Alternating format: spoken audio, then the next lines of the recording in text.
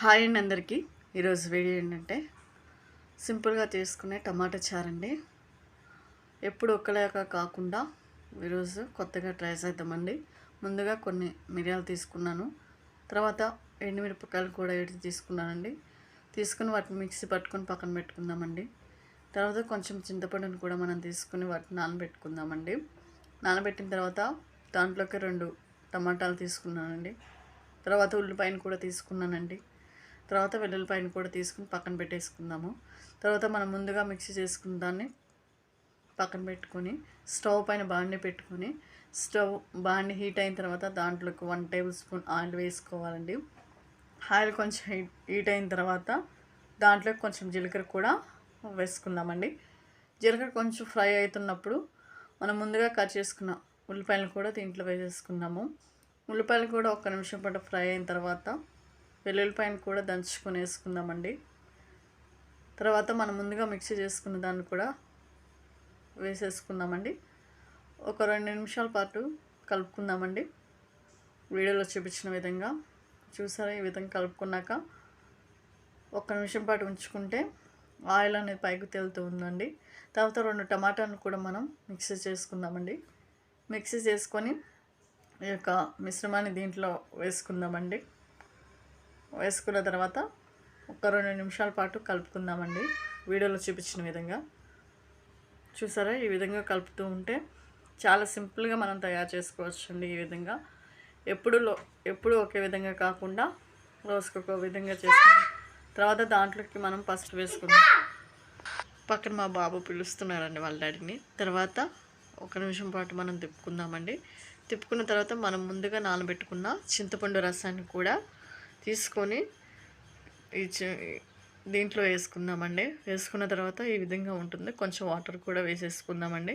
వేసుకుని 1 నిమిషం పాటు మనం తిప్పుకున్న తర్వాత దీంట్లోకి మనము సాల్ట్ని కూడా వేసేసుకోవాలండి. సాల్ట్ని కూడా వేసుకుందాము. సాల్ట్ని వేసుకున్న తర్వాత ఒక 5 నిమిషాల పాటు వీటిని మరగనిద్దామండి. నేను వీడియోలో చూపించిన విధంగా ఉంచండి. ఒక 5 నిమిషాల తర్వాత మళ్ళీ నేను మీకు చూపిస్తాను చూడండి. 5 నిమిషాల తర్వాత చూస్తే ఈ విధంగా మరుగుతూ ఉందండి చారు.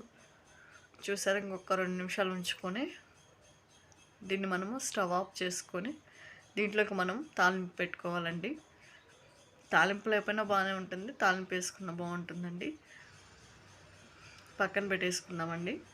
పక్కన పెట్టేసుకొని దీంట్లోకి మనము తాలింపు వేసుకోవడానికి స్టవ్ పైన చిన్నగా బాండి పెట్టుకొని దాంట్లోకి 2 టేబుల్ స్పూన్ ఆయిల్ వేసానండి నేను.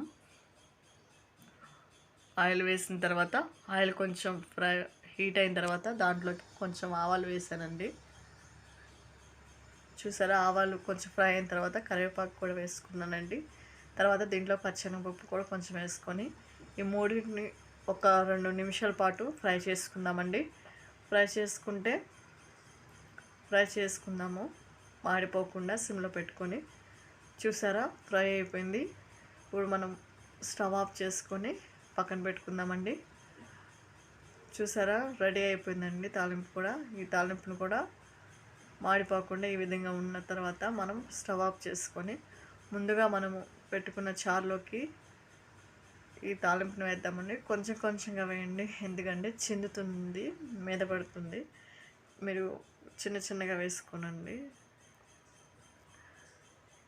మీద పడుతుందండి. చూసారా, ఎంతో సింపుల్గా తయారు చేసుకునే టమాటా చారండి.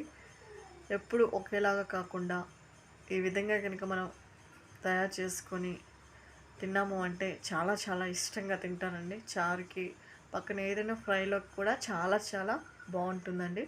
ఒకవేళ ఈ వీడియో కనుక మీకు నచ్చినట్లయితే లైక్ చేయండి, షేర్ చేయండి, సబ్స్క్రైబ్ చేసుకోనండి.